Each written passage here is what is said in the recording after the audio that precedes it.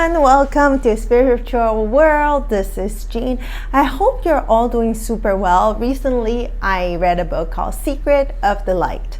This book is by Dannion Brinkley. It's very powerful because this book was talking about his 3 NDEs. So some people experience near-death experience once they're in their lifetime. He had 3.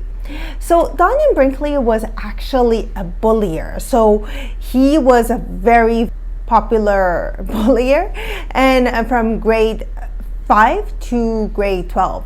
So he would very often get into fight, and he has a record of over 6,000 fights in his life. And when he was 25 years old, in one stormy September night, he was talking to his friend on the phone where he got struck by lightning. So the lightning just struck him, and then he melted the receiver telephone, and then he was on the floor. In that moment, his soul got out of the body, and he saw his girlfriend trying to resuscitate him, calling the ambulance. His friend that was on the call with him came, and they all rushed him to the hospital. And he was pronounced dead in the hospital. And 28 minutes later, he revived himself. And for people that are interested to know about his first NDE, you could read about Saved by the Light, and talks in detail about it. So inside of this book, he talks also about he went to the light, and he also met 13 beings of light that gave him very important stories about premonition, about the future.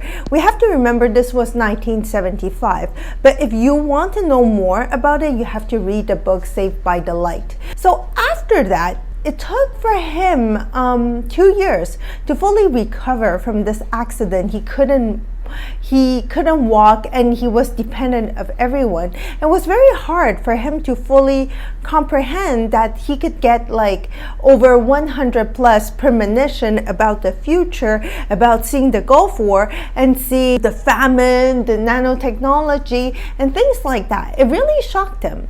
And because he was seeing the future, at that moment, the beings of the light told him, well, you have to bring this message back to the world, because everything in life, you could change it. It's changeable. So to him, once he saw it, he was like a bit shocked. But he was telling his family and friends about his NDE experience. But nobody really believed in him. Of course, it's 1975. And at that same year, he met Dr. Raymond Moody, that was talking about NDE. And he wrote a book called Life After Life, but it was not well received. And Dannion Brinkley became his biggest advocate in this story. And they traveled the world to talk about things related to NDE. Of course, he spent a lot of time working on this, and he also was working on the hospice work that he was doing, because he felt very compassionate about people, elderly, and that's why he dedicated into the veterans. So he dedicated a lot of time to that. And then he got his second NDE. The second time, it was the heart. So he got a heart surgery. He wanted to pass away, but the family didn't let him. Dr. Raymond Moody said no, and he was like, oh, fine. So he did the surgery. And once he did the surgery, he was still brought to the light, and they were teaching him about forgiveness. I think forgiveness is something so hard, and it's totally understandable. We all have moments. There are moments and things in our life that we cannot forgive. Then he came back, and he got to understand that was something that he needed to learn on.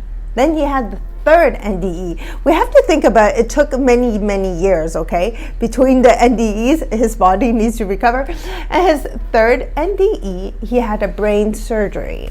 And on his third NDE, he got brought to a purgatory. We call it purgatory, but more like a gray-blue zone. I think in the first time when he went through it, he didn't see any hell. The second time, he didn't see any hell. The third time, he got brought to a place that was like a purgatory, but again, it was just millions of people reviving their last day in their life, about sadness, about depression, about lacking self-respect, about abuse, about things that they couldn't get over on.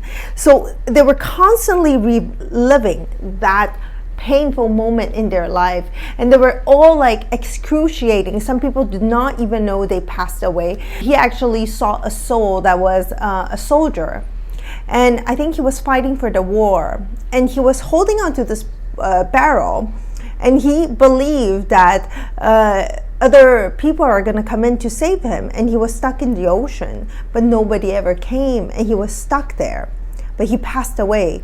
It was him holding on to that, and after the passing, his soul is still holding on to that barrel, still there. So it's really important. There were some souls, some women that got abused are still reliving the past and the painful moments. So not just women, there were men, and there were a lot of wounded soldiers, and they were still reliving that moment, that past. And it allowed for him to know we have to let go, and we have to let go of that past that truly hurt us, to let go of the pain and the suffering. And it happens to all of us, including myself, that there's things that I couldn't get over. And I think during COVID, a lot of us went through a lot of things too, and we can't get over it, and we're constantly reliving that. It's important for us to fully let go and let go of that moment, otherwise it might not be too good for our soul evolution. Now, another thing that I wanted to also talk to you guys about is purpose. Inside of his book, he mentioned about spiritual capitalism. Now, spiritual capitalism is talking about each soul came here on earth with their own individual talent. Everyone has a different talent. Some people are really great for healing, medical. Some people are good in engineering. Some people are good in design. Some people are good in drawing. Some people are good in writing. Some people are good at architecture. Whatever you have, it's a gift that you have. You have to use the talent you have, and then you have to deliver it to the world, and you make a profit out of it. And that is spiritual capitalism. You use the gift that you've been given and you deliver it. And it was super interesting because so many times we're wondering, oh, what is my purpose? What am I here to do for? And sometimes it's that, to use our own talent. No matter how big or small the talent in itself, we're here to give kindness to the world. And what the spiritual side value is not, oh, how rich you are, oh, how prestigious you are, how much fame you have, how much money you have. It is about how much kindness you deliver to the world and how much you're kind to the world. And that is how you can evolve the world in a much better and more harmonious place. And this is all I wanted to share with you guys when it comes to the book Secrets of the Light by Dannion Brinkley. Next week, I will talk to you guys about the success myth. And I hope you guys have a nice week, everyone. Bye-bye for now.